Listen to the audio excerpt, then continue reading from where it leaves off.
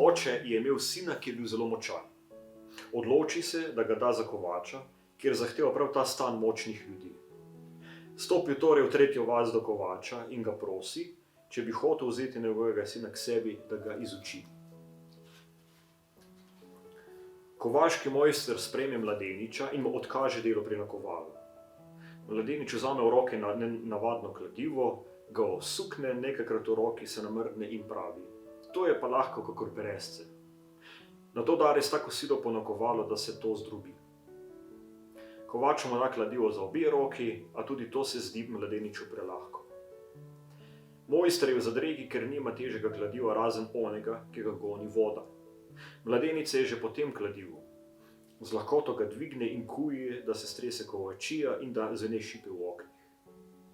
Kovača se polasti strah nad tolikšno močjo. Boji se, da mu mladenič ne podre kovačije, zato ga prosi, naj neha in naj gre nositi železo, ki so ga pripeljali iz mesta. Mladenič se odpravi, gre in poišče železo. Bilo ga je za težak voz, a on zadene vsega naenkrat na hrbet ter ga nese proti kovačiji. Pred kovačijo vrže železo sebe, da močno zaropota in se stresejo zidovi. Ko kovač to vidi, se ustraši in zboji, da bi mu mladenič nekoč ne podrl cele hiše, zato se ga skuša rešiti. Da mu nekaj denarja in ga prosi, naj gre od njega. Mladenič je zadovoljen, poslovi se in se odpravi po svetu za delo in srečo. Glas o silni moči mladega moža se raznese kmalu po vsej deželi. Mladenič hodi od vasi do vasi in prosi, da bi ga kje vzeli v delo, a ga nihče ne mara. Saj se namreč vsak boji njegove moči. Naposled pride v glavno mesto in stopi pred samega kralja ter ga prosi, naj ga vzame v službo. A tudi kralju je znana mladeničeva moč.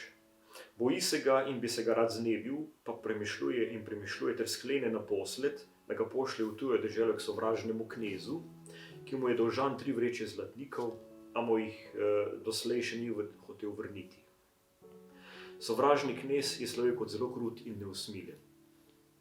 Kralj si torej misli: ta ga gotovo ne bo pustil živega nazaj, tako se ga znebim zlepa in mir bom imel pred njim.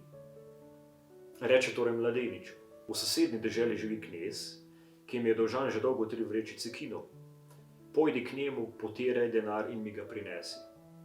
Mladenič je zadovoljen z naročilom in se takoj odpravi na pot. Potuje in potuje proti tuji deželi. S ceste pride na stezo, steza pa ga popelje v velik gozd. Hodi in hodi po gozdu in pride do moža velikana. Opazuje ga in vidi, da ruje velikan smreke iz stav in jih povezuje v butare. Mladenič se čudi njegove moči, pa ga vpraša: čemu boš rabil drevesa? Velikan mu odgovori: domov jih ponesem, da bom z njimi kuril. Nato povpraša še on mladeniča, kam je namenjen. Mladenič mu pove, kam ga pošilja njegov kralj in gospodar. Ko sliši velikan mladeničevo zgodbo, mu pravi: nič ne boš opravil sam. Poznam sovražnega kneza in vem, da je hud in neusmiljen. Ali hočeš, da grem s tabo in ti pri delu pomagam? Mladenič se zveseli in sprejme z veseljem velikanovo tovarišijo. Oba potujeta dalje po gozdu in prideta na široko dolgo jaso. Na jasi ugledata moža, ki je tekel sem ter tja in je imel privezane mlinske kamne na nogah. Mladenič ga vpraša: čemu imaš mlinske kamne na nogah? Velikan mu odgovori: prehitro letam, da me pa noge preveč ne nesejo, sem privezal na nje mlinske kamne. Nato vpraša še velikan: kam sta vidva namenjena? Mladenič mu sedaj pove, kam jo pelje pot, in orjak jo prosi, če bi se mu smel pridružiti. Vzameta ga v družbo in tako potujejo vsi 3 dalje v tujo deželo. Dolgo hodijo in pridejo do 3. moža velikana. Ta sedi na skali in piha tako močno skozi nos, da se dela silen veter. Ustavijo se pred njim in ga vprašajo, kdo je in kaj počenja. Velikan odgovori: veter delam. Mladenič vpraša: kako narediš vihar? Velikan stisne tedaj eno nosnico ter pihne skozi drugo s tako močjo, da se podirajo drevesa v gozdu. Nato pripoveduje mladenič, kam pelje pot do njega in oba tovariša, pa je tudi 3. velikan brž pripravljen, da gre z njima.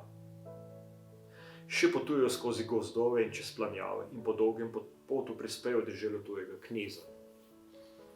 Gredo k njemu in mladenič pove, po kaj so prišli. Tuji knez jih gleda črno izpod oči. Rad bi jih pokončal kar na mestu, a se zboji močnih velikanov. Sklene zato, da se jih reši drugače. Res sem dolžan vašemu kralju 3 vrečice kinov, pravi. A moja zakladnica je precej daleč pri jezeru, in to jezero leži med skalami in gozdovi. Tja pojdite in dobili boste, kar zahtevate. Mladenič in velikani se posvetujejo, kaj nam naredijo, pa sklenejo, da pošljajo k jezeru orjaka z mlinskimi kamni na nogah, če za ta najhitreje teče. Velikan steče proti jezeru, kakor bi ga nesel veter, in ko pride tja, dobi tam ogromnega in hudega zmaja. Pošast plane takoj nanj, da bi ga ugnobila, a tudi orjak je pripravljen na boj. Rujeta se in premetavata, dokler zmaj ne podleže. Velikan ga uduši. Izmučen se vrne velikan proti knezovem gradu, a zaradi izčrpanosti leže v sencu hrastovega drevesa, da bi se malce odpočil. Spanec ga premaga, da zadremlje. Ostali čakajo in čakajo, velikana ni bilo od nikoder. Čudno se mi zdi, pa pravi orjak, ki dela veter. Čakajte, pihnem proti jezeru, tako ga da opomnim, da naj malo pohiti. Res zatisne eno nosnico in pihne s tako močjo, da se lomijo drevesa. Vihar doseže tudi hrast, pod katerim je spal velikan. Veja se odkrhne z drevesa, pade nanj ter ga zbudi. Hitro skoči po konci in hiti proti gradu.